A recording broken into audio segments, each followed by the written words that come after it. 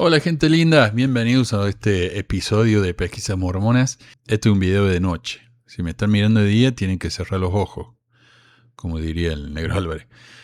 Bueno, gracias por estar conmigo acá. Hoy voy a hacer un programa que es un poquito diferente. Hoy voy a leer una entrevista que hicieron con Brigham Young, allá el 13 de julio de 1859 por un tal Horace Greeley. Y el artículo se llama 2 horas con Brigham Young.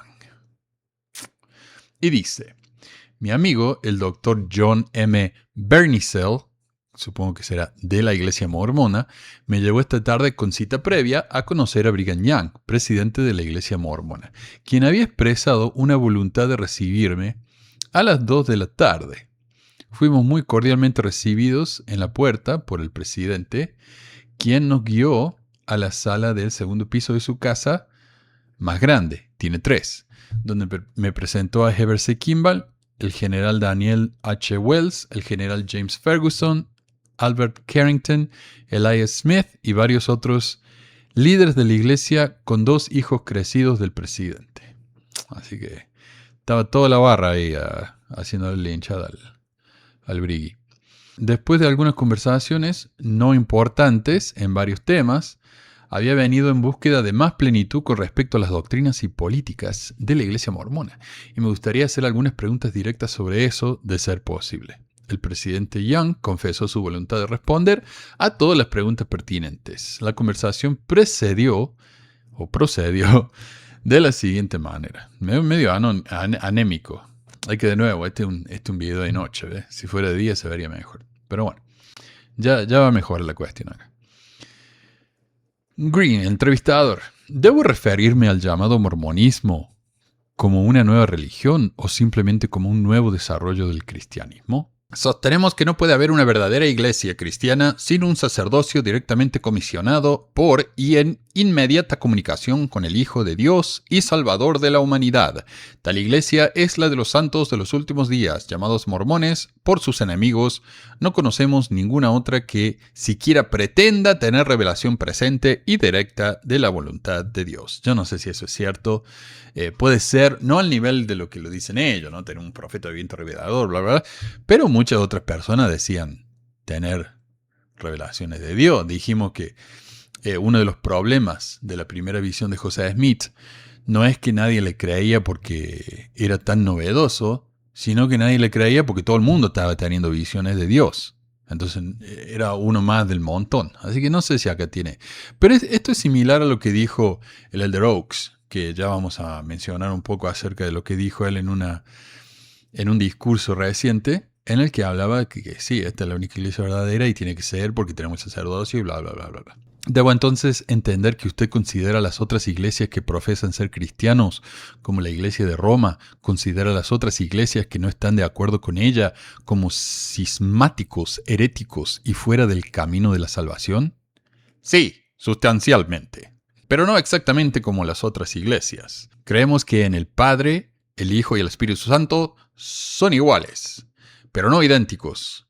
No como una persona. Creemos que la Biblia enseña sobre ese tema. ¿Usted cree en un diablo personal? ¿Un ser distintivo? ¿Le te gustaría el Jesús personal de Depeche Mode? Pero el diablo personal. O sea, no son personas de carne y hueso, pero son individuos. El diablo es un individuo, no es una idea, una noción. Es alguien que nos persigue directamente. Entonces dice, sí, creemos. ¿Creen en la doctrina de castigo eterno? Sí, aunque tal vez no exactamente como las otras iglesias. Creemos como la Biblia lo enseña. Y eso que la Biblia está mal traducida, ¿eh? No sé, pero ellos creen en la Biblia. Entiendo que usted considera que el bautismo por inmersión es esencial. Sí. ¿Practica el bautismo infantil? No. Claro, no. Bautismo infantil no. Tienen que tener 8 años, ¿ah? Eso no es infantil. No, eso es muy adulto. Sí, señor. ¿Es obligatorio para sus conversos mudarse a este valle? Se considerarían muy ofendidos si no fueran invitados. Creemos en el recogimiento de la gente de Dios como lo predice la Biblia, y que este es el lugar y ahora el tiempo señalado para la consumación. A la mierda. La predicación a la que se refiere ha sido usualmente, creo, interpretada como que Jerusalén o Judea sería el lugar de tal reunión. Sí, Para los judíos, no para los otros. Ok. ¿Cuál es la posición de su iglesia con respecto a la esclavitud? Consideramos que es una institución divina y no será abolida hasta que la maldición de Cam haya sido eliminada de sus descendientes. ¿Hay esclavos viviendo ahora en su territorio? Sí, los hay. ¿Sus leyes territoriales defienden la esclavitud? Esas leyes están impresas. Pueden leerlas por usted mismo. Si los esclavos son traídos aquí por sus dueños, no favorecemos su escape del servicio de esos propietarios. ¿He de inferir que si Utah es admitido como miembro de la Unión Federal, será un estado de esclavos? No, será un estado libre. La esclavitud probaría ser inútil y de poco beneficio. Yo lo considero como la maldición de los dueños. Yo contrato muchos trabajadores, pero es divinamente inspirada. Entonces, ¿en qué quedamos? Es divinamente inspirada, pero es una maldición. Yo contrato muchos trabajadores y les pago salarios justos. No me alcanzaría el dinero para ser sus dueños. Bueno, pero, ok, está bien, pero sabemos que Brigham Young tenía muchos esclavos que eran nativoamericanos. Lamanitas, que venían, él los salvaba, decía, de ser asesinados por los enemigos, qué sé yo, se los llevaba y se convirtían en sus esclavos. Ya hemos hablado de eso. Entonces, claro, no tiene esclavos negros, africanos, pero sí tiene esclavos indígenas. Y no pagaba por esos esclavos. Los adoptaba o lo que sea, o pagaba un dinerito así como para cuidarlos, y eran sus esclavos. Bueno. Tengo mejores opciones que subyugarme a la obligación de alimentar y vestir a sus familias, de proveer por ellos y de cuidarlos en salud y enfermedad. Utah no está adaptada para ser un estado de labor de esclavos. Permítame ser iluminado con respecto a la política o gobierno de su iglesia. Entiendo que usted requiere que cada miembro pague una 10ª parte de sus ganancias a la iglesia. Ese es un requisito de nuestra fe. Su pago no es obligatorio. Ya empezamos. Fue Brigham Young el primero que me empezó con ese verso. Cada miembro actúa de acuerdo a su placer, bajo los dictados de su propia conciencia. Y sí, debería haber dicho, y tampoco es obligación no matar a alguien, tampoco es obligación no engañar a la esposa, también no es obligación no robar, bla, bla, bla, bla, bla, bla. Sí, no es obligación, pero ¿qué pasa si no lo haces? ¿Qué consecuencias tenés? ¿Qué se hace con los fondos de ese diezmo? Parte se dedica a construir templos y otros lugares de adoración, parte para ayudar a los conversos pobres y necesitados para venir a este país, y la porción más grande para el apoyo de Brigham Young, de los pobres entre los santos. Los conversos pobres. Sí, pero también recordemos que Brigham Young murió como el hombre más rico de Utah. Y no fue que era el hombre más rico de Utah porque trabajaba muy duro, es porque todo el dinero de la iglesia básicamente le pertenecía a él. Cuando se murió fue un desastre dividir esos bienes entre los de él y los de la iglesia. Entonces, los diezmos se usaban para eso. Está bien. ¿No se les paga a los obispos u otros dignatarios de la iglesia? Ni un centavo. Ningún líder o elder o diácono o ningún otro oficial de la iglesia, excepto yo, recibe ninguna compensación por sus servicios oficiales. Un obispo a menudo debe poner sus manos en sus bolsillos, y proveer para los pobres a su cargo, pero no recibe nada de sus servicios. Entonces, ¿cómo viven sus ministros? Por el trabajo de sus propias manos, como los primeros apóstoles. Cada obispo, cada elder puede ser visto a diario trabajando en el campo o en la tienda como sus vecinos. Cada ministro de la iglesia tiene su propio llamamiento por el que gana el pan para su familia. No puede hacer o no hará el trabajo de la iglesia porque nada es deseado al trabajar en ella. Incluso nuestros abogados, apuntando al general Ferguson y a otros presentes, quienes son los abogados regulares de la iglesia, no reciben nada por sus servicios. Yo soy la única persona en la iglesia que no tiene un llamamiento regular, aparte del servicio a la iglesia, y nunca he recibido un centavo de su tesorería. ¡Qué mentiroso, por Dios! ¡Qué mentiroso! ¡Qué mentiroso! Ok. Si obtengo algo de la casa del diezmo, se me cobra y lo pago tal como cualquier otra persona. Los empleados de la tienda del diezmo reciben pago tal como cualquier otro empleado, pero nadie recibe dinero por su llave pertinente al ministerio. Creemos que un hombre que no puede ganarse la vida fuera del ministerio de Cristo es inadecuado para ese cargo. Dicen que soy rico y considero que tengo unos $250,000. Ok, a ver. Esta entrevista fue en 1859, veamos. $250,000 en 1859, hoy. ¿Cuánto sería? Unos 10 millones de dólares. ¿Qué? 10 millones de dólares modernos. Bueno, pero la iglesia no me pagó ni $1 por cualquier servicio como ministro en el Evangelio eterno. Perdí casi todo lo que tenía cuando quedamos en la quiebra en Missouri y echados de ese estado. De nuevo, estuve casi despojado cuando José Smith fue asesinado y nos echaron de Illinois, pero la iglesia no me dio, ni nadie me dio nada. Yo creo que sé cómo adquirir propiedades y cómo cuidarlas. ¿Me puede dar alguna explicación racional por la aversión y el odio con que su gente es generalmente vista por aquellos entre quienes han vivido y con quienes han tenido contacto directo? Claro, la gente de Missouri, Kirtland, Nauvoo, todo el mundo los odiaba.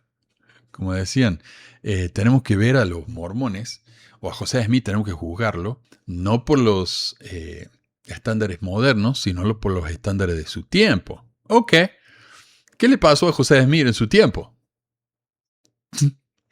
O sea, seamos honestos, lo mataron, porque lo odiaban. Entonces, bueno, si lo vamos a juzgar por los estándares de su tiempo, y a Brigham Young lo mismo.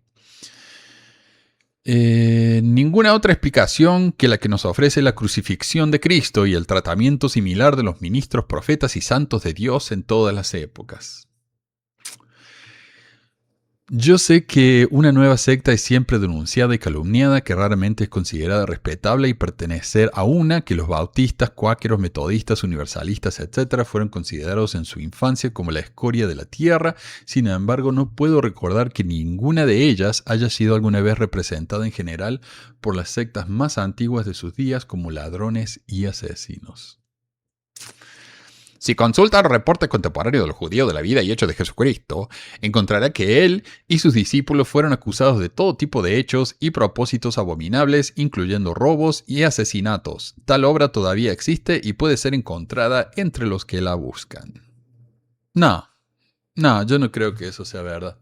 De hecho, los cristianos culparon a Pablo de haberlos perseguido y de haber tratado de asesinarlo y qué sé yo, pero a los cristianos, a los apóstoles, nunca los acusaron de ninguna de esas cosas. Así que me parece que tal vez Briggy tendría que leer la Biblia esa que tanto menciona él. ¿Qué nos dice de los llamados danitas o ángeles destructores pertenecientes a su iglesia? ¿Qué dijo? Yo no sé nada de esa banda, de tales personas u organizaciones. Solo oigo de ellos en las calumnias de nuestros enemigos. De nuevo, ¡qué mentiroso! Porter Rockwell era un danita. Porter Rockwell había sido el digamos, guardaespaldas, el mercenario de José Smith y luego de él. Entonces, ¿cómo me va a decir él que no tiene idea quiénes eran los danitas? Por Dios. En lo que respecta entonces a los graves asuntos en los que sus doctrinas y prácticas están abiertamente en guerra con las del mundo cristiano, los de la pluralidad de esposas, ¿es el sistema de su iglesia aceptable para la mayoría de sus mujeres? No podrían estar más en contra de lo que yo estuve cuando se nos reveló por primera vez como la voluntad divina. Creo que en general la aceptan como yo, como la voluntad de Dios. Y es verdad, muchas mujeres, cuando se enteraron de la poligamia estaban tremendamente asqueadas, pero las que la aceptaron, por lo general se convirtieron en defensoras de la poligamia. Y hay que pensar lo que le hace a la cabeza a uno, ¿no? Vivir en ese semejante secta y que te metan la cabeza todo el día con eso y que te amenazan con el infierno si no te pertenece ahí, si sos polígama. Y como decía José Smith en la Revelación de 132, Doctrina y Convenio, van a ser destruidas. Entonces, claro, si esta gente cree en estos hombres, van a terminar apoyando la poligamia y defendiéndola como lo hicieron. ¿Qué tan común es la poligamia entre ustedes? No puedo decir. Algunos de estos presentes, los líderes de la iglesia, tienen cada uno una sola esposa. Otros tienen más. Cada uno determina cuál es su responsabilidad individual. De nuevo, esto es lo mismo que lo que dijo con el diezmo. No es obligación, pero si no lo hace, no te va al cielo. Y es lo que él dijo muchas veces. Si la gente no se casa dentro del matrimonio plural, no se van a salvar. Eso es algo que él dijo personalmente. Entonces esto, de nuevo, tampoco hay una ley en contra de no matar, tampoco hay una ley en contra de no robar, bla, bla. ¿Cuál es el número mayor de esposas que tiene un hombre solo? Yo tengo 15. No sé de nadie que tenga más, pero algunas de ellas, selladas a mí, son mujeres ancianas que considero más como madres que como esposas, pero quienes he traído a mi hogar y las he querido y apoyado. Ok. Tuvo 40 esposas, Brigaña. 40. Muchas de esas niñitas. ¿No dijo el apóstol Pablo que un obispo debe ser marido de una sola mujer? Así lo creemos. Consideramos que alguien que no esté casado no es considerado digno del oficio de obispo, pero el apóstol Pablo no dice que un obispo no puede tener más de una esposa. Ay, ¿qué dice Timoteo? Palabra fiel, si a uno desea el cargo de obispo, buena obra desea. Conviene pues que el obispo sea irreprensible marido de una sola mujer. También los diáconos, ¿viste? Los diáconos sean maridos de una sola mujer y que gobiernen bien a sus hijos y sus casas. Así que ahí está. Sí dice que no sean maridos de más de una mujer. Dice de una sola mujer. Parece bastante claro.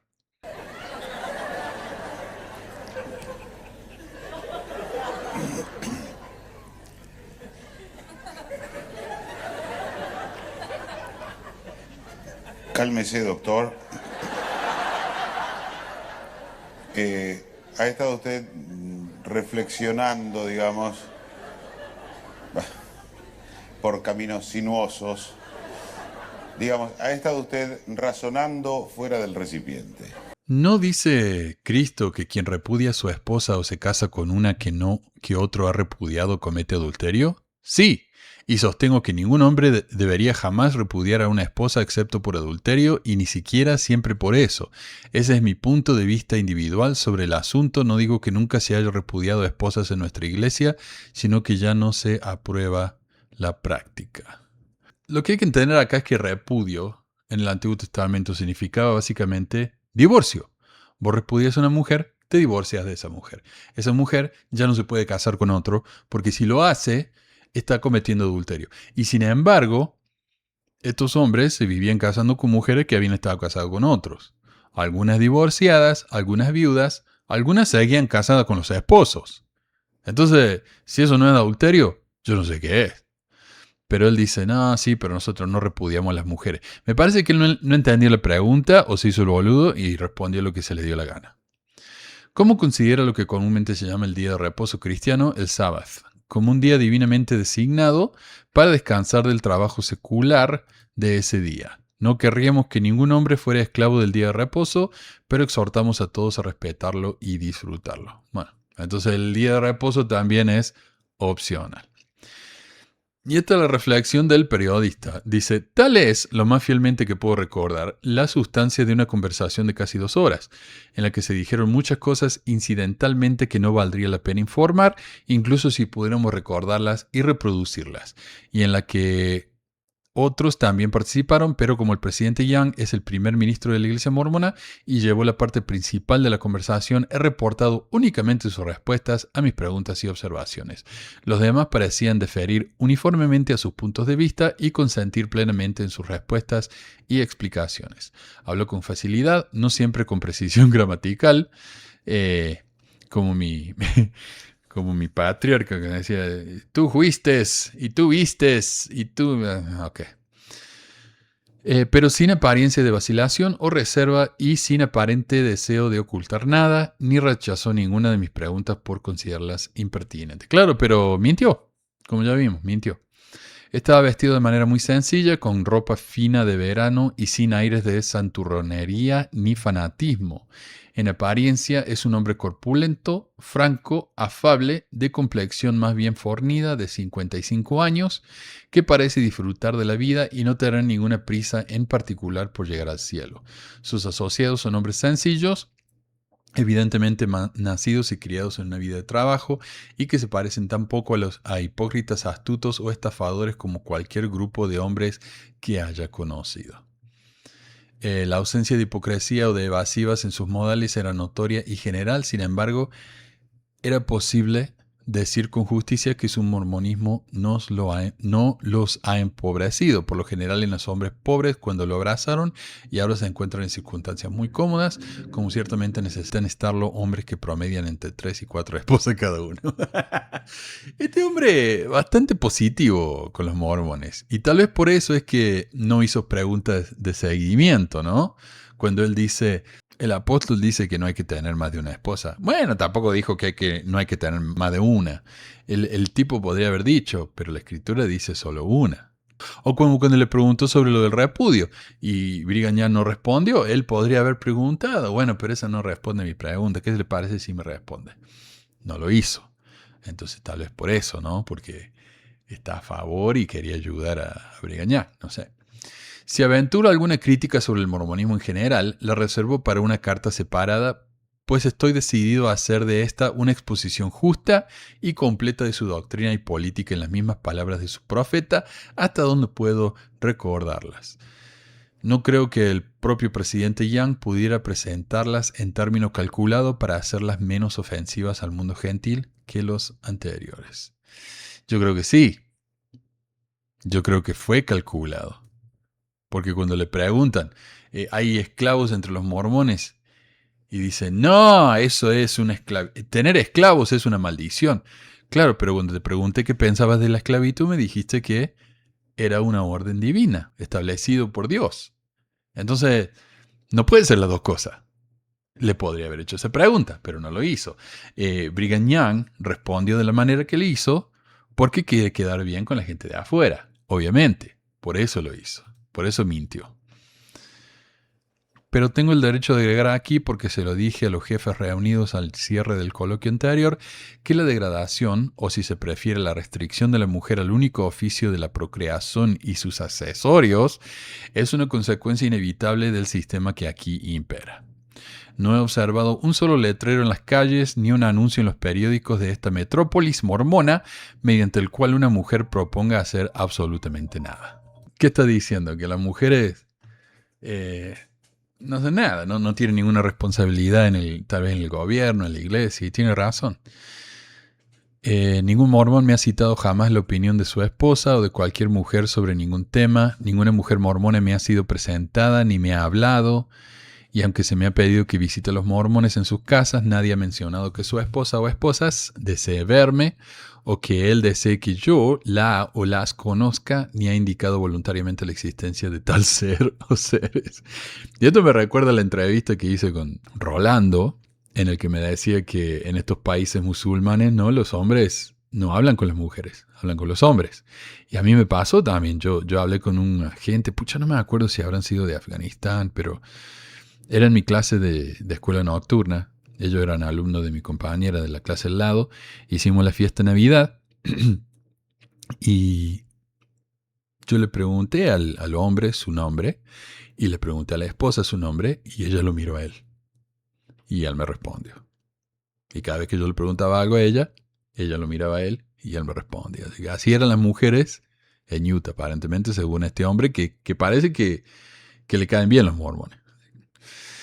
No intentaré relatar nuestra charla sobre este tema en particular, porque a diferencia de lo que he expuesto anteriormente, asumió un tanto el carácter de una disputa y difícilmente podría yo reportarlo con imparcialidad, pero hay un comentario que hizo el presidente Young que creo poder citar con precisión y que puede servir como muestra de todo lo que se ofreció por esa parte. Fueron estas palabras, creo que exactamente.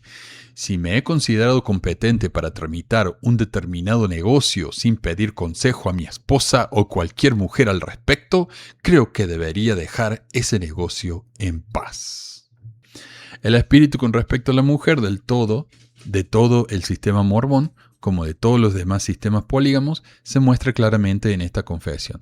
Dejemos que cualquier sistema similar se establezca y prevalezca y la mujer pronto será confinada al harén y su aparición en la calle con el rostro descubierto será considerado inmodesta. Y por esto es que los mormones eran comparados con los musulmanes. Yo sé que no les gusta eso que le digan a los mormones, pero hay demasiadas similitudes, al menos en la historia del mormonismo, comparado con el Islam más conservador. Y también en el tema de la poligamia, que es lo mismo, es otro brazo de otra rama del mismo árbol.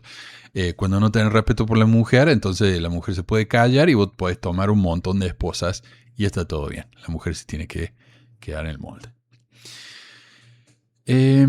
Confío con alegría en que el genio del siglo XIX tiende a una solución del problema de la esfera y el destino de la mujer radicalmente diferente a esta. Así que bueno, el único problema, lo único que este hombre encontró bastante feo sobre los mormones fue la poligamia. Todo lo demás le pareció ok.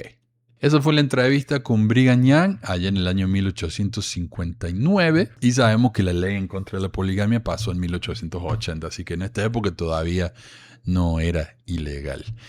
O sea, no era ilegal de manera federal, era ilegal en algunos estados.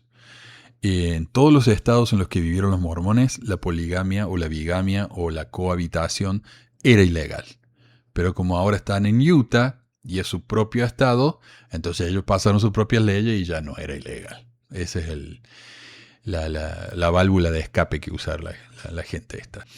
Muchas gracias por acompañarme en este video y nos estamos viendo pronto. Si tienen alguna sugerencia, déjenlo en los comentarios. Y bueno, buenas noches, gente. Como les dije, este es un programa de noche. Nos vemos.